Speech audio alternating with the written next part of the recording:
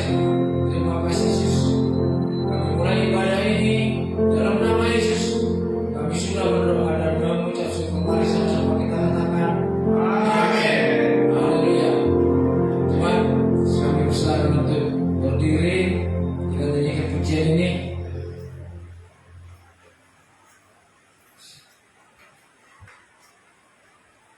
Tuhanlah kekuatan dan mazmur.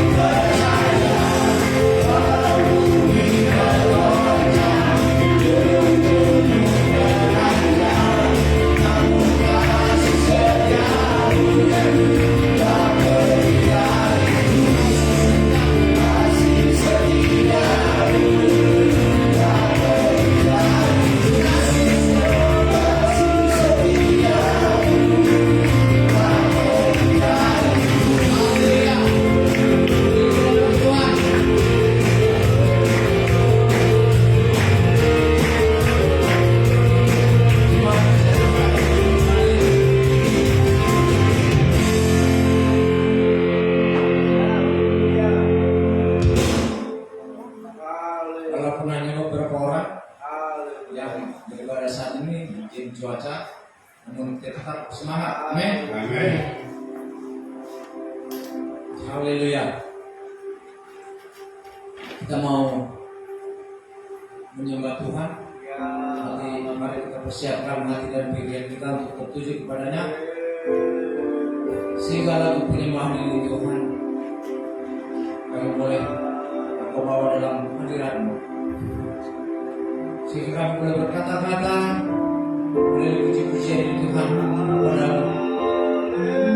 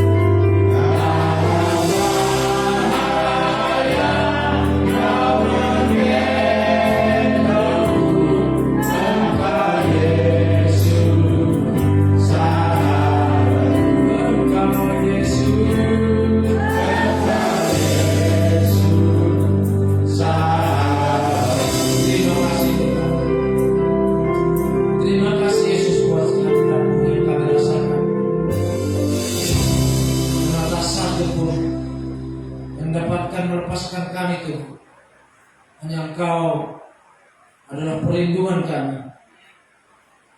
Tiada satupun yang dapat memisahkan kasih-Mu terhadap kami, Tuhan. Engkau sahabat kami yang sejati. Engkau selalu menggendong kami ketika kami dalam bahaya. Kami serahkan hidup kami kepada-Mu, Tuhan. Dalam menjelang tahun baru 2026, biarlah Engkau yang menyertai kami, sehingga kami boleh menjalani kehidupan ini, Tuhan, bersama-Mu. Dan ketika kami mendapat rintangan, tiada satupun kecuali Engkau yang dapat menyelamatkan kami.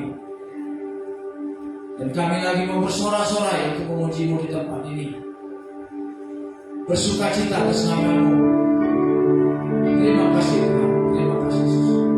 Bagi yang mau bersorak-sorai memuji Tuhan, mari sama-sama kita katakan amin. Jemaat sekalian berdiri.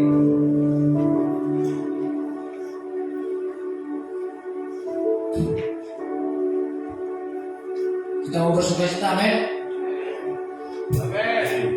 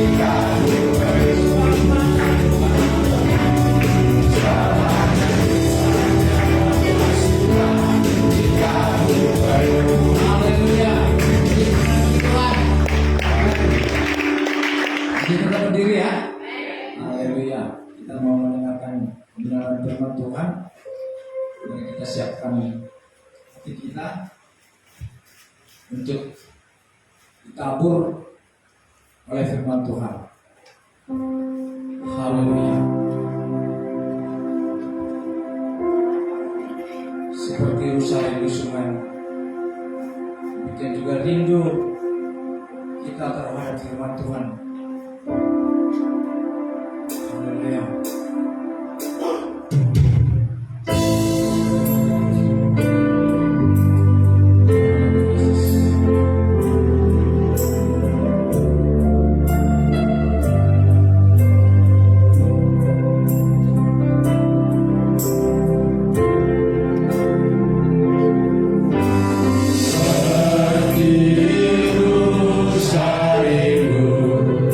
Sungai di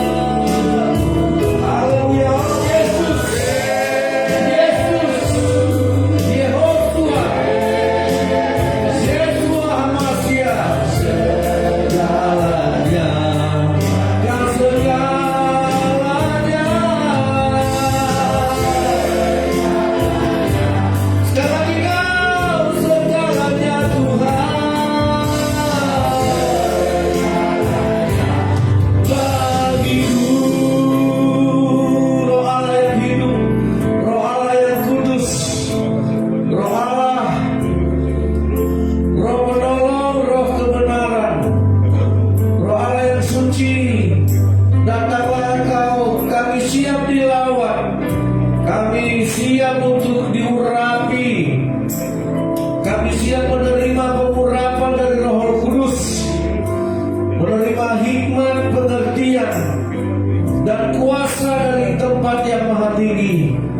Penuhi umat-Mu, penuhi jemaat-Mu, penuhi kami semua dengan roh pengenalan akan Tuhan, dengan roh pengertian akan Allah, roh takut akan Allah, sehingga kami dipenuhi dengan roh hikmat untuk mengikut Yesus, untuk melakukan perkara-perkara yang besar bersama-Mu Tuhan. Kami percaya hari ini Engkau Tuhan hadir di sini. Ya Aba, ya Bapa di surga, datanglah kerajaan-Mu, dirikanlah kerajaan-Mu, bangunlah jemaat-Mu di atas batu karang yang teguh, supaya alam maut tidak menguasainya. Di dalam nama Tuhan Yesus kami berdoa untuk menerima firman-Mu ya Tuhan, untuk menerima kebenaran. Dalam nama Yesus Kristus kami berdoa. Haleluya. Amin. Puji Tuhan. Shalom. Selamat hari Minggu. Ya, ini minggu terakhir di tahun ini 2025. Nah, saudara yang dikasihi oleh Tuhan, ya saya percaya hari ini Tuhan pasti berbicara kepada kita. Amin. Ya, mari sama-sama kita katakan dulu, firman itu adalah Allah. Allah itu adalah firman. 1, 2, 3. Firman itu adalah Allah. Allah itu adalah firman. Di dalam firman Allah ada roh Allah. Nah, saudara yang dikasihi oleh Tuhan, ketika kemarin saya baca Alkitab dengan anak saya, ya, saya terkesan dengan satu kesaksian dari Nuh. Tapi kita baca dulu apa yang menjadi rencana Tuhan. Kita lihat dalam kitab Matius pasalnya yang ke-16. Ketika Yesus berkata kepada Petrus, Matius 16 ayat 18. Sama-sama kita akan baca. Nah, Matius 16 ayat 18. 1, 2, 3. Dan aku pun berkata kepadamu, engkau adalah Petrus, dan di atas batu karang ini aku akan mendirikan jemaatku, dan alam maut tidak akan menguasainya. Saudara, ketika saya membaca ayat ini, saya ingat bagaimana Tuhan menciptakan sebuah gereja atau jemaat atau orang percaya. Jadi kita ini bukan sekedar percaya, bukan sekedar penganut agama Kristen. Kita bukan hanya sekedar pemeluk agama Kristen, karena Tuhan tidak membawa agama. Siapakah gereja? Gereja itu dibangun oleh Yesus di atas batu karang. Makanya gereja yang dibangun di atas batu karang, dia akan selamat. Amin. Nah, itu dia. Jadi saudara bisa melihat apakah benar semua orang menjadi gereja yang dibangun di atas batu karang yang teguh. Karena apa? Klasifikasinya mutu. Orang semua bicara mutu. Gereja juga bicara mutu. Bicara tentang kualitas. Bukan made in China, bukan made in Jerman, bukan made in Jepang, bukan made in Amerika. Tapi ini tangan Tuhan yang berkata, tangan Tuhan yang menciptakan. Aku akan mendirikan jemaatku. Aku akan membangun jemaatku. Ya, membangun jemaatku di atas batu karang yang teguh, supaya alam maut tidak menguasai tidak menguasainya. Apa yang paling tidak bisa dilawan manusia? Gravitasi bisa manusia lawan. Penyakit manusia bisa sembuhkan. Ya, ketika datang malaria, anti malaria ditemukan. Ketika dulu antibiotik ditemukan manusia ketika Perang Dunia Pertama. Penisilin. Semua bisa, saudara. Pesawat antariksa yang terbang ke luar angkasa bisa. Tapi ada satu yang nggak bisa dilawan manusia, maut. Makanya musuh yang terakhir yang dikalahkan oleh Yesus adalah maut. Makanya garansi Yesus kepada gereja bahwa gereja yang sesungguhnya alam maut tidak bisa menguasainya. Apalagi hanya sekedar menakut-nakuti kita. Apalagi hanya sekedar membayang-bayangi hidup kita. Jadi ini prinsip kekristenan yang sejati. Apakah kita masih dibayang-bayangi rasa takut, ragu-ragu, rasa cemas? Lihat posisimu, saudara. Benarkah kita sudah menjadi gereja dibangun di atas batu karang? Nah, saya kasih sebuah contoh. Lihat Kejadian pasalnya yang pertama. Nah, bukan Kejadian pasal 1 ya, pasal 8.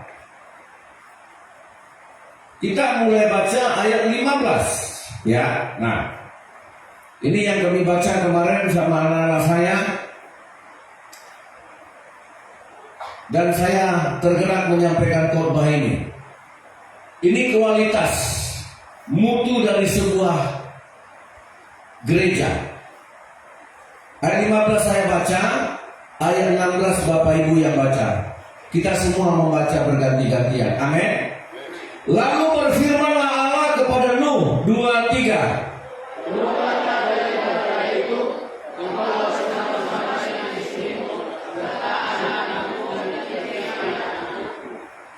Segala binatang yang bersama-sama dengan engkau, segala yang hidup, burung-burung, hewan dan segala binatang melata yang merayap di bumi, suruhlah keluar bersama-sama dengan engkau, supaya semuanya itu berkeriapan di bumi serta berkembang biak dan bertambah banyak di bumi.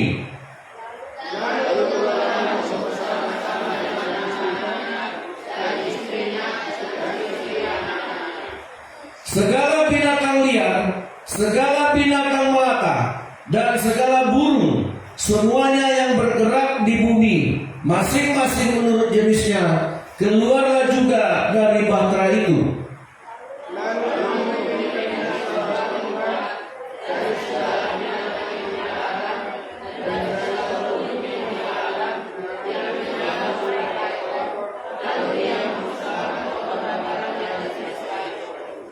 Ketika Tuhan mencium persembahan yang harum itu, berfirmanlah Tuhan dalam hatinya, aku takkan mengutuk bumi ini lagi karena manusia, sekalipun yang ditimbulkan hatinya adalah jahat dan sejak kecilnya, dan aku takkan membinasakan lagi segala yang hidup seperti yang telah kulakukan. Silakan 2-3.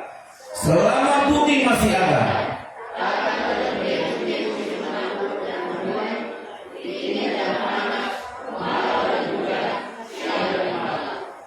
saudara yang dikasih oleh Tuhan, pada akhirnya setelah air bah membinasakan semua manusia kecuali siapa?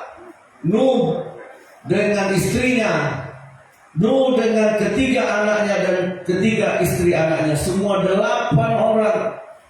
Inilah orang yang selamat dari air bah.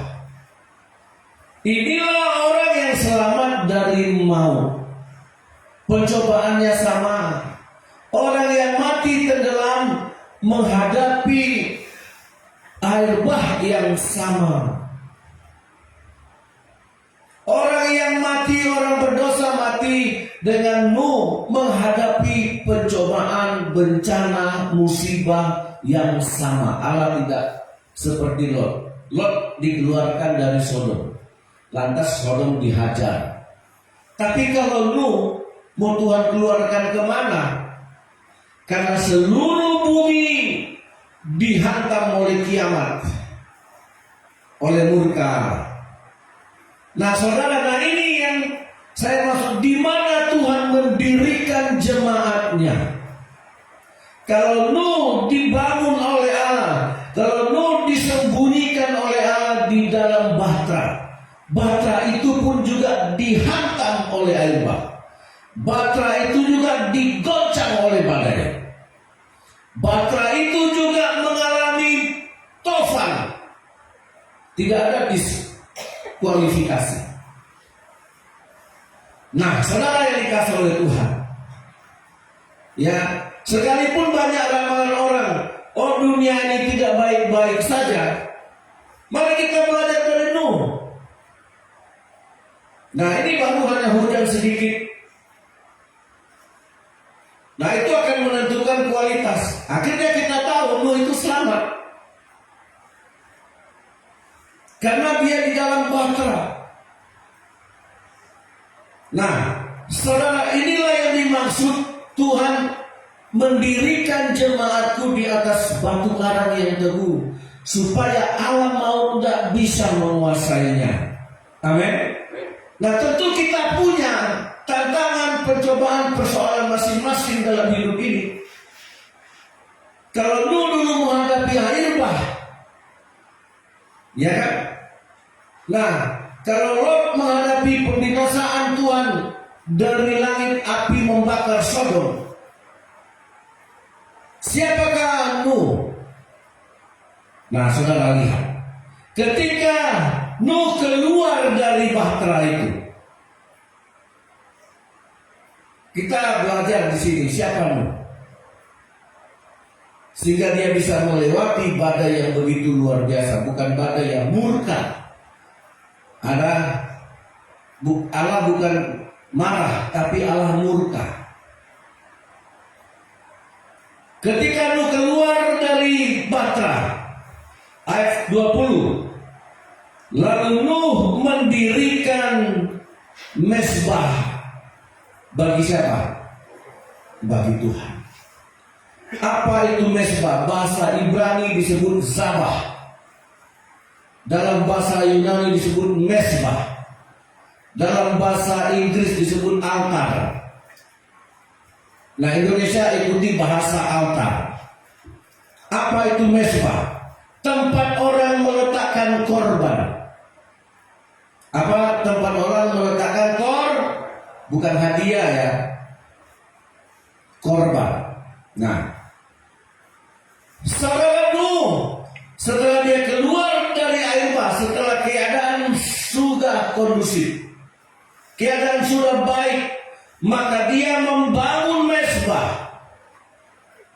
Dia pilih binatang yang tidak haram.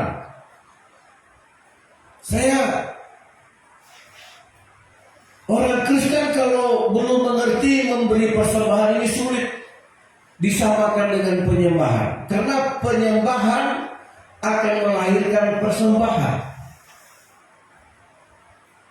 Saudara, kalau kita membaca kejadian ini dengan teliti, kenapa Nuh bisa membedakan mana yang haram, mana yang tidak? Kenapa Nuh bisa membuat yang tidak haram untuk Tuhan, yang halal untuk Tuhan, yang tidak haram, yang tidak halal tidak untuk Tuhan? Bisa tidak saudara kira-kira membedakan selama ini? Kalau kita punya niat, ini niatnya. Kalau kita seorang penyembah seperti Abraham, memang jujur kalau kita mau tulus memberi persembahan, itu roh kita itu bicara mana yang haram, mana yang halal, mana yang Allah terima, mana yang Allah tidak terima. Oh ini ku kasih gak akan diterima sama Tuhan. Dan lu tahu. Sama dengan wanita yang meminyaki, yang menangis di kaki Yesus, itu persembahan. Siapa yang ngajarin dia? Gak ada kan? Ketika wanita itu membasahi kaki Yesus dengan air mata, dilapnya dengan rambutnya, dibasuhnya, disiraminya kaki Yesus dengan minyak wangi. Ada yang ngajarin wanita berdosa ini? Disebut dia wanita berdosa. Tapi Yesus sangat, apa kata Yesus? Hei, jangan kalian larang. Karena apa yang dilakukan wanita ini hari ini, inilah tanda dia mengingat saya akan kematian saya. Kalian semua gak ada yang tahu. Termasuk murid-murid Yesus promo. Apa ini? Dia bikin apa ini? Gak lazim, gak biasa. Belum ada orang bikin kayak gini. Yesus tahu murid-muridnya kasar kusuk. Makanya Yesus jelaskan apa yang dilakukan wanita ini sebagai lambang peringatan akan aku untuk mempersiapkan kematian anak manusia. Kenapa wanita yang berdosa tahu? Nah, jadi kalau orang Kristen itu masih diajar, masih dirayu, masih dibujuk, oh harus memberi persembahan supaya engkau gak gereja. Maaf ya. Saudara, kalau kita masih berhitung-hitung juga sama Tuhan. Nah, makanya ketika Nuh mendirikan mezbah, itu nama mezbahnya Zabah. Itu korban. Dia pilih binatang yang halal. Dia keluarkan binatang yang haram. Saudara, manusia itu punya roh yang sama dengan roh Tuhan. Cuma akal kita ini yang selalu berotak, gak ingin menyenangkan Tuhan. Pikiran kita ini yang selalu hitung-hitungan, gak mau menyenangkan hati Allah. Kita yang gak mau meninggikan Tuhan dengan tulus. Saudara lihat betapa besar jasanya Nuh. Gara-gara persembahan Nuh diterima Tuhan, maka Tuhan mengeluarkan firman, aku tidak akan lagi memberikan air bah. Iya kan? Gara-gara apa? Ketika Allah mencium persembahannya Nuh, Allah bilang, aku tidak akan lagi, cukup sekali ini aku memberikan air bah. Kenapa?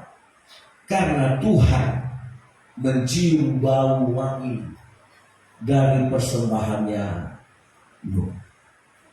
Amin. Nah, kenapa percobaan hidup kita beruntun? Kenapa Nuh hanya sekali itu Tuhan bilang air bah aku berikan, tidak aku kasih lagi? Apakah karena Nuh, Tuhan janganlah kasih air bah, cukup sekali ini? Kan enggak. Orang kita, kekristenan kita terlalu banyak doa, tetapi minim penyembahan. Kita terlalu banyak liturgi, habis ini, habis ini, habis ini. Ya.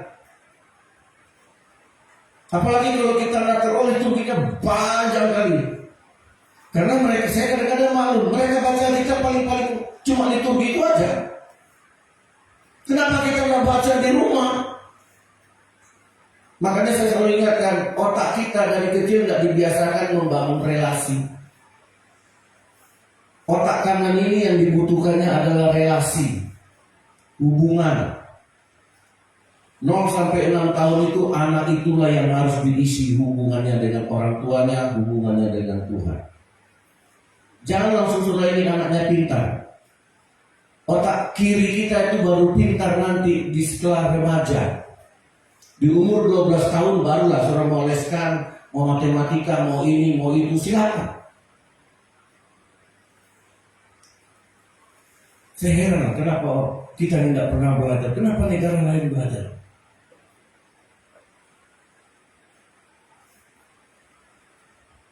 Nah saudara, jadi kalau anak-anak luar negeri itu masih TK, cara gurunya membangun hubungan dengan lingkungan, anak-anak itu tahu di sekelilingnya kursinya berapa, dindingnya warna apa, kipas anginnya berapa biji, AC-nya berapa biji, siapa-siapa gurunya, nama gurunya siapa, tahu itu karena mereka membangun hubungan. Kamu harus tahu sekelilingmu. Nah anak kita naruh sepatu pulang nggak tahu sepatunya ditaruh di mana. Iya nggak? Naruh baju lupa. Naruh HP lupa. Naruh HP enggak ya?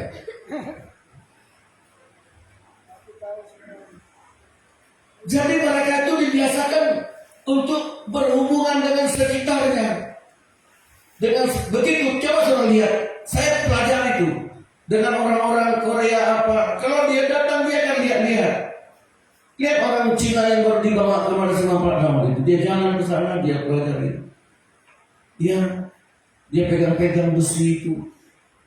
Bukan ada besi di kampungnya. Jadi kalau dia pergi ke satu tempat, dia pelajari. Waktu kita bawa dia ke KUD itu lihat, yang Cina yang suami istri yang satu udah pernah, yang satu belum. Dia pegang, dia lihat-lihat panjang tangannya, gitu.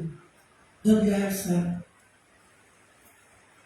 Nah kita masuk cuek, pulang cuek. Teguran enggak, salaman enggak. Nah kita kembali ke sini. Makanya akhirnya hubungan kita dengan Tuhan pun rusak. Nah ketika Nuh memberikan persembahan, dia tahu yang haram enggak boleh. Padahal Tuhan enggak ada bilang. Tuhan hanya bilang, Nuh, masukkan binatang yang haram, masukkan binatang yang halal. Semua binatang kau masukkan. Nah, itu makanya ketika Nuh memberikan mes korban, ya korban itu karena pilihan. Korban itu karena hasil seleksi. Dia ingin memberi yang terbaik untuk Tuhan. Sehingga ketika ayat 21 coba. Nah, 3:21 ayat 21.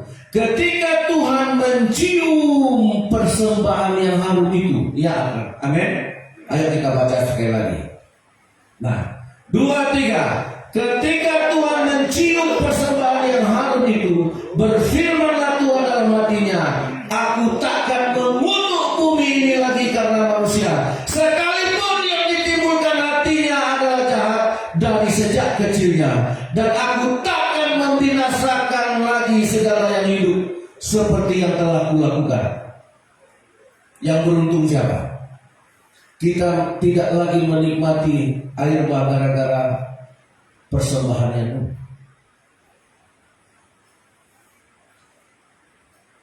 Kenapa kita selalu mengeluh Bapak Ibu? Dengan alasan Tuhan tidak jawab. Iya enggak? Nuh tidak minta. Tapi karena Tuhan mencium, Tuhan bilang, Nuh, aku tidak akan kirim air bah. Kenapa? Persembahannya menyenangkan hati Tuhan. Amin. Ada semua. Amin. Kita dengan hubungan Tuhan dengan Tuhan itu jangan hubungan retorika. Udah berdoalah, mintalah sama Tuhan. Lu udah ada gitu. Saudara cek Alkitab, Abraham juga tidak pernah begitu. Karena apa? Ini orang sudah terbiasa membangun hubungan dengan Tuhan.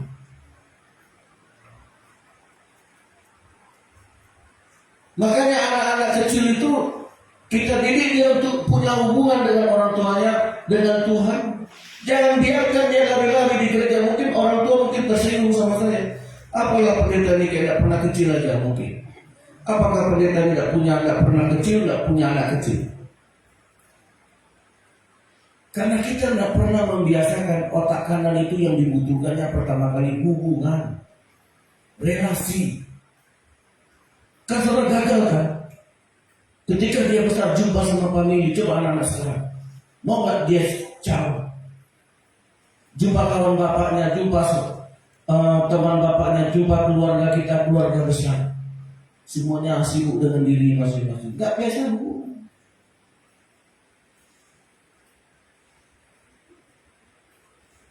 Kenapa orang Jepang tidak begitu? Walaupun mereka tidak satu marga. Coba anak-anak generasi kita mungkin tahun depan gak kenal lagi keluarganya. Itu yang dicuri iblis. Makanya Nuh, karena dia punya kontak dengan Tuhan, dia punya hubungan dengan Allah. Ketika dia memberikan persembahan, dia pilih binatang yang tidak haram. Dia pilih binatang yang halal. Amin. Bisa nggak Nuh punya alasan nggak tahu? Bisa. Seperti alasan yang kita pakai. Nggak tahu. Nggak ada yang ngajarin. Lupa. Itu selalu menjadi pembenaran atas kesalahan kita. Saudara pikir Tuhan terima? Kalau Tuhan terima, pasti dia berfirman. Ketika persembahan itu dicium oleh Tuhan, Tuhan berfirman, aku tidak akan menurunkan air marah. Dan kita sekarang menikmati itu. Air bah tidak akan pernah datang lagi. Hanya gara-gara persembahan satu orang yang bernama Nuh dicium. Makanya arti persembahan itu proskuneo, mencium. Amin. Yakin hari ini persembahan kita itu dicium oleh Tuhan? Kenapa Tuhan mencium? Karena ada hubungan.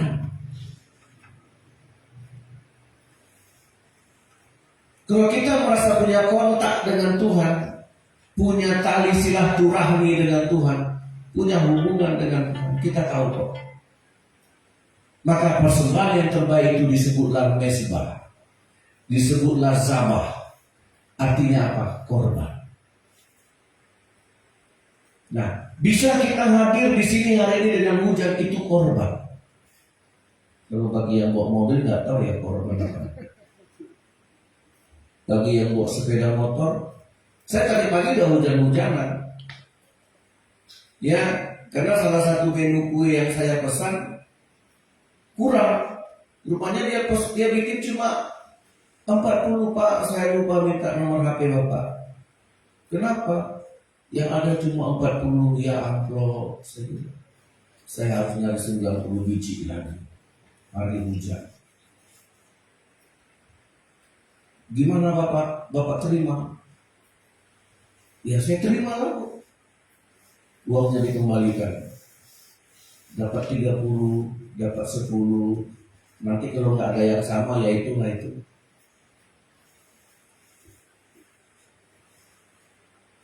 Pulang, datang lagi apa lagi ya? Yang mendekati aja lah. Sampai basah. Jadi saudara, ya nggak ada. Ya jadi yang dilihat Tuhan itu apa? Ya pengorbanan. Amin.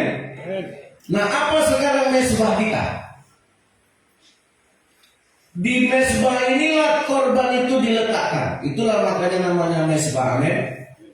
Jadi apakah persembahan kita sesungguhnya supaya kita menjadi orang Kristen yang berkualitas, alam maut tidak menguasai kita? Salah satu sudah dikasih tahu Tuhan, air bah tidak akan lagi diberikan. Nah, arti mesbah, altar, zabah, tempat orang meletakkan korban. Ingat namanya korban. Korban orang Kristen sekarang untuk menyembah Tuhan apa? Matius 16 ayat 24. Nah, ini korbannya.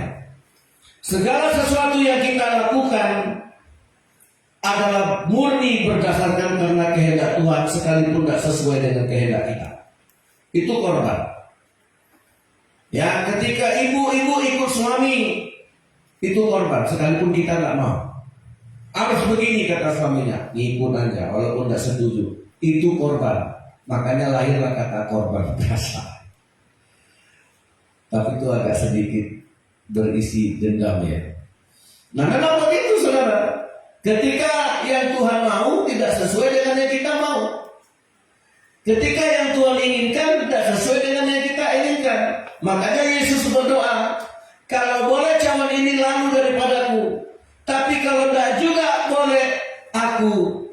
mula yang jadi, kata Yesus kepada Bapa. Amin. Itu korban. Tapi kalau Tuhan, semampu aku ya Tuhan, Tuhan sebisa aku ya Tuhan, no, jangan bicara korban. Kalau ada waktuku, aku datang Tuhan. Kalau nggak ada waktu, ya nggak datang. Kalau aku sibuk, maaf ya Tuhan, nggak ada waktu. Tapi kalau aku longgar waktu, bisa ke gereja, bisa mulai, itu nggak korban. Amin. Amin. Tuhan, kalau aku sehat bisa, kalau aku agak sakit, agak flu, batuk, pilek. Nah justru ketika engkau sakit, engkau kurang sehat, engkau datang ke gereja, nah itu korban.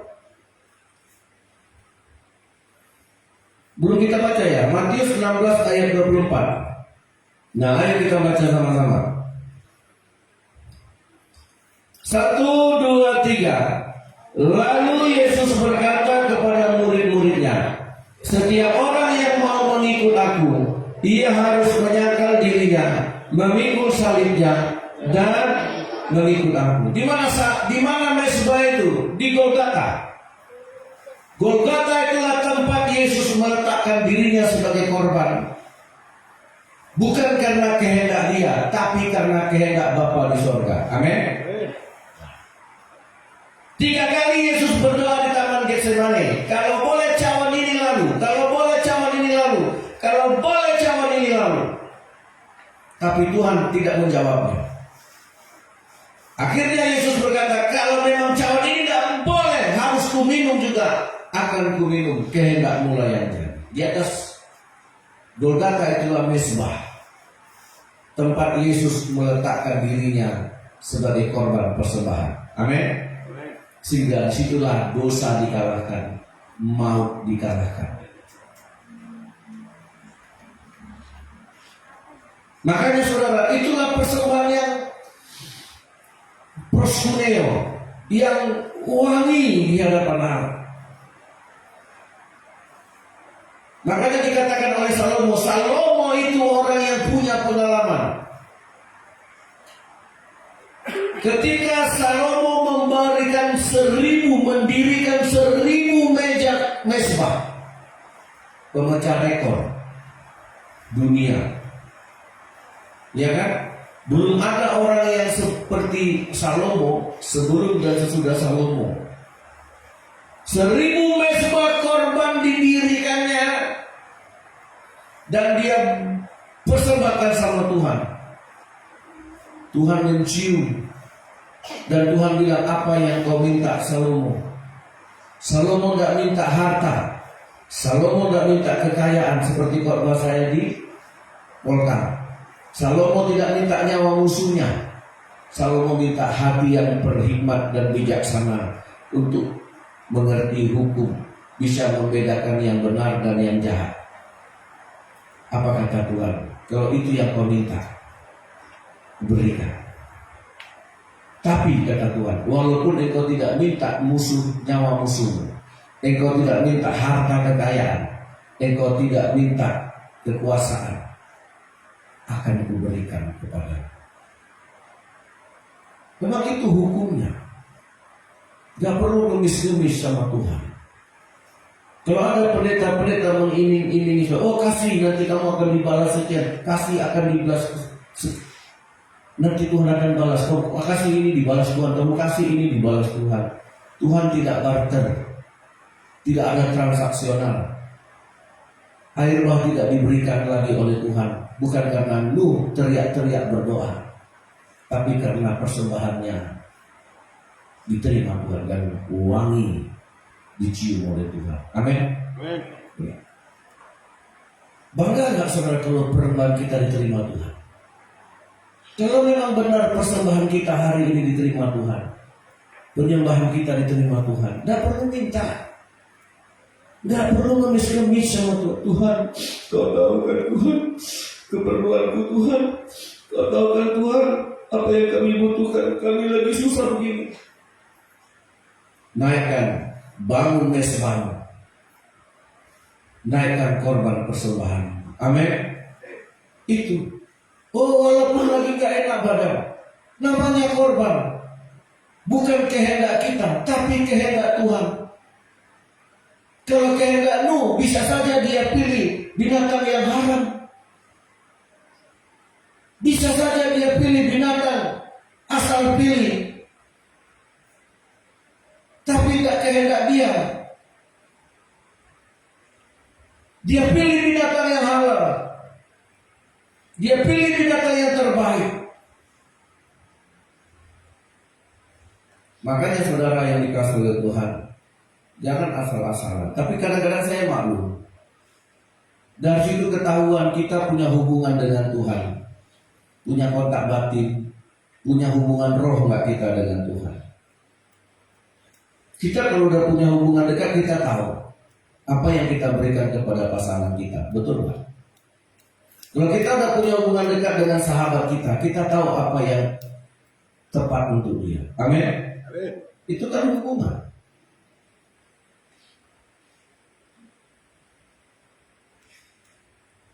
Makanya karena Nuh biasa kontak dengan Tuhan, dia tahu. Jadi hari ini, maukah kita menaikkan mesbah kita bahwa persembahan korban yang sesungguhnya memang tidak sesuai dengan keinginan kita. Kalau Tuhan menghendaki 10%, ya 10%. Kau kurangi, terserah. Mau enggak kau berikan, terserah. Tuhan tidak pernah kekurangan. Amin. Tapi lihat, ketika Tuhan mencium, tidak kukirim lagi perubahan, cukup sekali aja. Makanya kata Tuhan, kesusahan sehari cukup untuk sehari. Amin.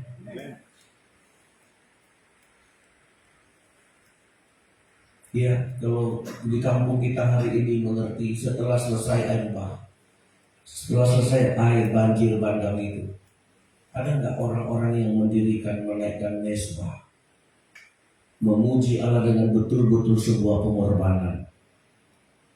Karena pengorbanan itu menjadi yang terbaik sama Tuhan.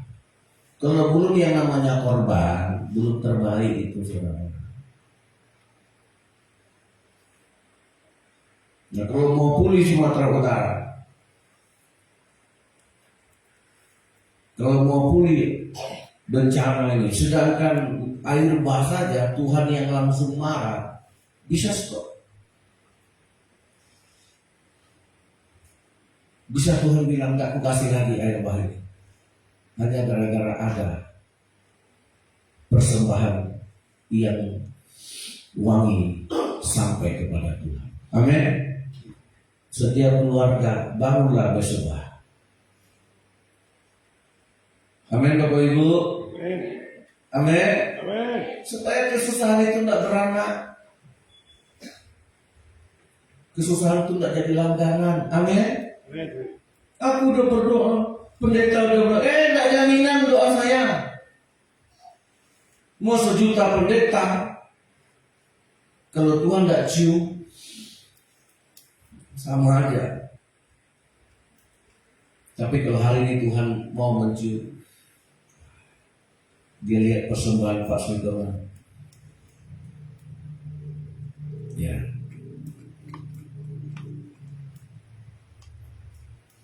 tidak pun kita minta, Tuhan pasti menolong kita. Amin. Mari kita bangun mesbah. Mesbah itu korban, bukan asal pilih, bukan sesuka kita. Memang tidak sesuai dengan kemauan kita, pakai standarnya Tuhan. Amin. Kita pakai standar. Saudara, ya, itu kalau udah berbicara di hati, kalau Tuhan udah bilang sama saya kasih, ya, apalagi kalau saya pelayanan ke penjara itu, kalau Tuhan udah bilang kasih, saudara, kita udah tahu tuh langsung nominalnya berapa. Enggak harus dipilih mana uang yang kecil. Begitu kalau saya ya, misalnya Tuhan bilang tak gitu kan dengan seseorang, itu langsung berbicara kasih. Ya, itu kasih nggak mikir, oh uang segini lah, langsung tertera itu angkanya. Ini kalau saya pengalaman sedia, langsung itu. Saudara, nah pulang. Nah kemarin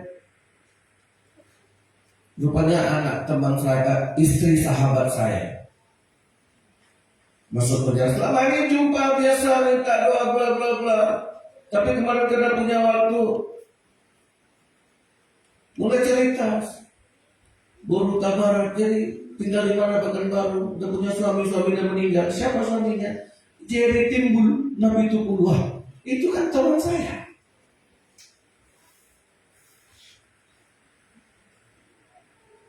Dia kan yang punya sawit 20 hektar dekat Ludi. Gara-gara itu dia dipenjarakan pihak suaminya.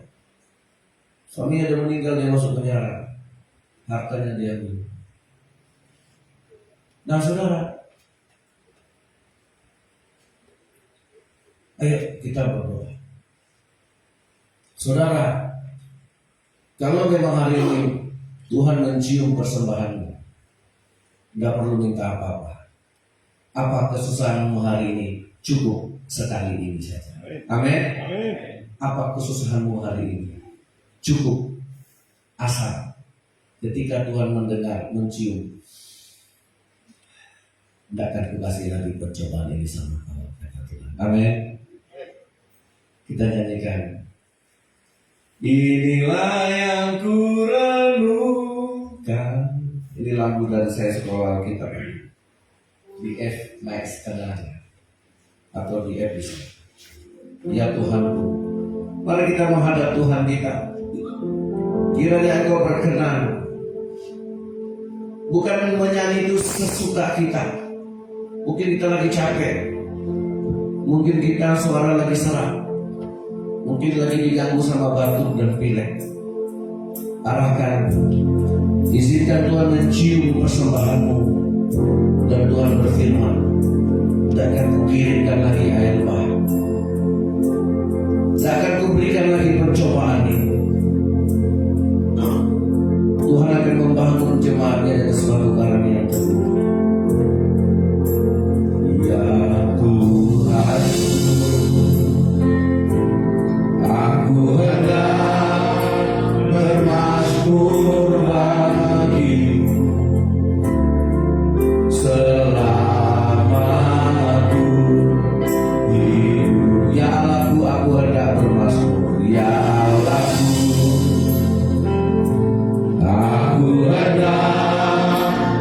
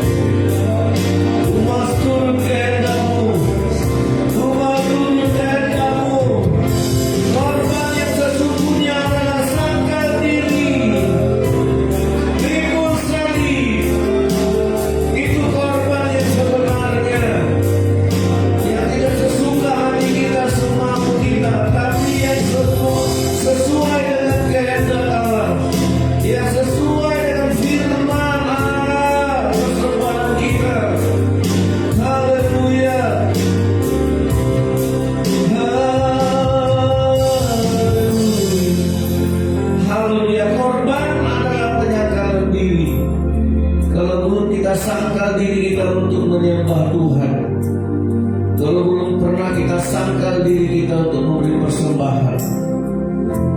Bagaimana persembahan itu bisa harum di hadapan Tuhan, saudara? Bukan memberi sesuai dengan sesuka kita.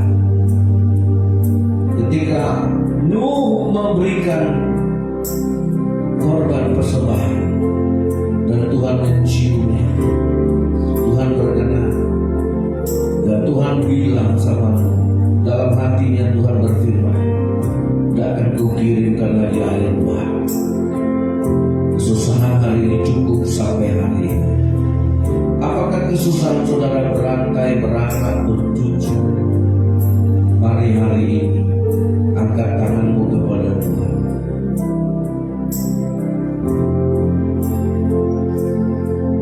Haleluya Yesus. Hanya kita nyanyikan puji.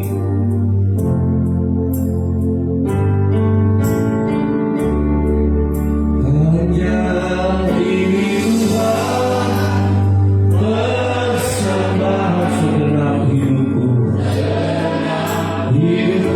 jiwa. Kehendakmu yang jadi bukan kehendak kami. Harta kekayaan, serahkan hidupmu, serahkan diri, ikutlah kehendak Tuhan.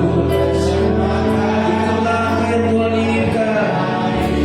Tuhan, permohonanku, terimalah Tuhan persembahanku, pakailah hidupku sebagai alatmu seumur hidupku. Hanya ini Tuhan,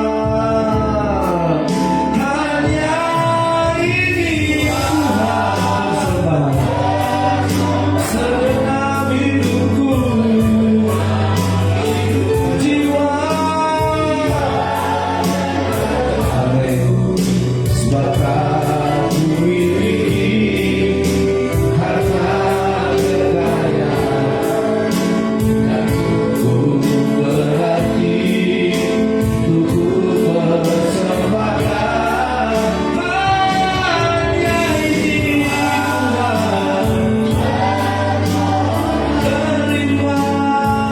terima Tuhan.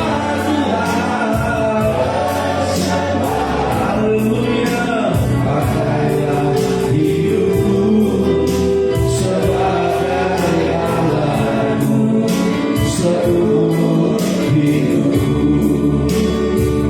Pakailah hidupku Tuhan, pakailah hidupku sebagai alatmu seumur hidupku. Haleluya. Siapa yang hari ini mau, yang sehati dengan firman, kesusahan hari ini cukup, percobaan air bah cukup sekali, tak akan ada air bah berikutnya. Itu hanya karena satu hal, persembahanmu, persembahan yang harum dicium oleh Tuhan, sehingga Tuhan menghentikan semua yang jahat. Ada pilihan di hati saudara. Apakah engkau memberi korban atau hanya sebuah persembahan rutinitas? Kalau kesusahan kita cukup sampai di sini, biarlah Tuhan mencium yang harum itu, yang Tuhan taruh di hati kita. Terima kasih Tuhan Yesus, Engkau yang berfirman di hati kami, karena kami anak Tuhan, supaya kami dibiasakan punya hubungan dengan Allah. Di dalam nama Yesus Kristus, kami rindu seperti Nuh, persembahannya diterima Tuhan. Begitu wangi Tuhan menciumnya, sehingga Allah berjanji tidak akan datang lagi. Kami juga Tuhan ingin musibah itu tidak beruntung, tidak beranak, tidak berantai. Kesusahan hari ini cukup. Kami mau Tuhan hari ini untuk melihat ketulusan dan kesungguhan hati kami. Biarlah kami belajar terus berkorban. Memang sakit bagi daging kami, tapi tidak seberapa dengan kasih karunia, dengan berkat yang dari Allah. Kiranya Roh Kudus menolong kami untuk menyalibkan kedagingan kami, keangkuhan kami, kesombongan kami, rasa kikir kami sama Tuhan, perhitungan kami sama Tuhan, sehingga kami bisa memberikan yang halal bagi Tuhan, yaitu yang diterima Tuhan. Terima kasih Tuhan. Di dalam nama Yesus, kesusahan sehari cukuplah sehari, penderitaan hari ini cukuplah sampai di sini. Kiranya Engkau menerima, mencium persembahan kami, yaitu hidup kami. Amin.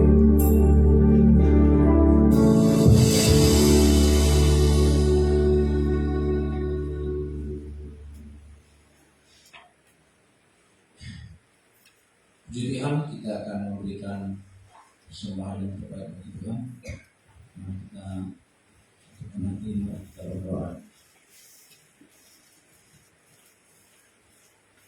Terima kasih Tuhan, terima kasih Yesus buat firman-Mu yang telah kami dengar. Biarlah firman-Mu itu Tuhan boleh tumbuh, berbuah dalam hati kami yang baik, sehingga kami boleh melakukan kebenaran firman-Mu itu seperti Nur yang mempersembahkan persembahannya di masjid, sehingga dia cukup sekali saja untuk menurunkan upah di bumi ini Tuhan. Demikian juga kami Tuhan, biarlah Engkau tetap memberikan yang terbaik bagi kami seperti Engkau memberikan yang terbaik bagi kami. Terima kasih Tuhan, terima kasih Yesus. Sebentar kami akan memberikan persembahan kami. Engkau berkati persembahan kami Tuhan menjadi persembahan yang harum, sehingga boleh digunakan untuk memuliakan nama-Mu. Dalam nama Yesus kami sudah berdoa dan mengucap syukur. Haleluya. Amin. Kita pujian Sungai Sukacita.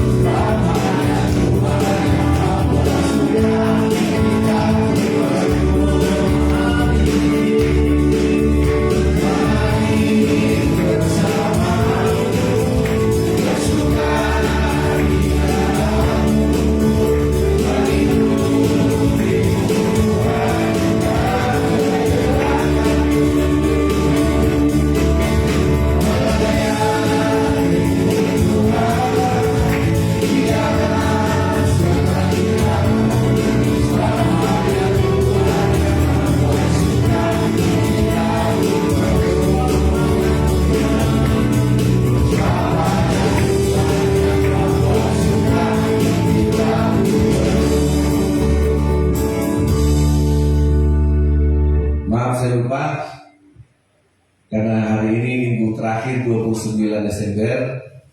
Bagi yang berulang tahun di bulan Desember, seperti biasa kita akan undang ke depan dan kita akan doakan. Di antara kita yang hadir hari ini, yang hari lahirnya atau hari ulang tahunnya jatuh di bulan Desember, silakan. Karena memang kebetulan hari ini, silakan maju ke depan. Kita akan berdoa. Doa Yabes lagunya, siapkan lagunya. Ya. Silakan Pak menghadap ke mimbar. Maaf tadi saya lupa. Kita akan nyanyikan yaitu Bapak Sinaka, Adit dan Bersil yang berulang tahun di bulan ini. Kiranya Tuhan memberkati. Ada lagi? Kalau ada lagi silakan. Jangan segan-segan. Ini lagunya doa ya guys.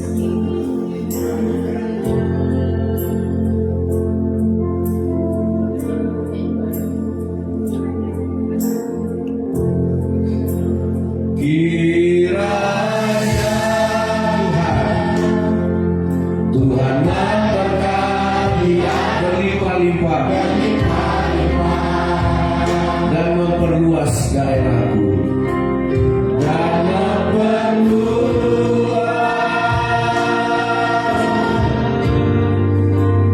daerahku